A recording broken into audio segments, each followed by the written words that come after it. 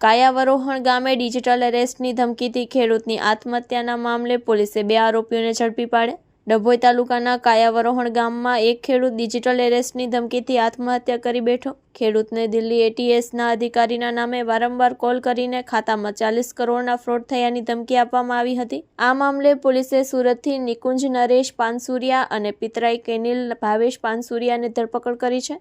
શરૂઆતમાં માલુમ પડ્યું કે આરોપીઓ આંતરરાજ્ય તેમજ વિદેશમાં સિમ કાર્ડ પ્રદાન કરતા હતા। તેનો ઉપયોગ કરીને ધમકી આપવા માટે કોલ કરવામાં આવ્યા હતા।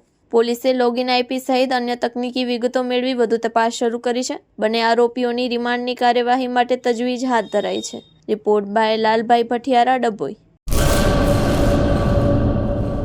કચ્છમાં બાગાયતી ક્રાંતિ બાદ જળ ક્રાંતિ માટે તત્પર છે શ્રીનાથજી એગ્રો કોર્પોરેશન। ખેડૂત મિત્રો માટે ખુશખબર, ખારા પાણીમાં પણ થશે ભરપૂર પાક। સબમર્સિબલ પંપના ડીલરો, ઇરિગેશનના ડીલરો અને એગ્રો સર્વિસ સેન્ટરના વેપારીઓ માટે બહોળા વેપારની સુવર્ણ તક એટલે કશ્યપ એન્ટી-સ્કેલ સિસ્ટમ। આ મશીન ખારા પાણીને પણ ખેતી લાયક બનાવે છે। આ મશીન મેગ્નેટિક નથી, ડીલરશીપ આવકાર્યા।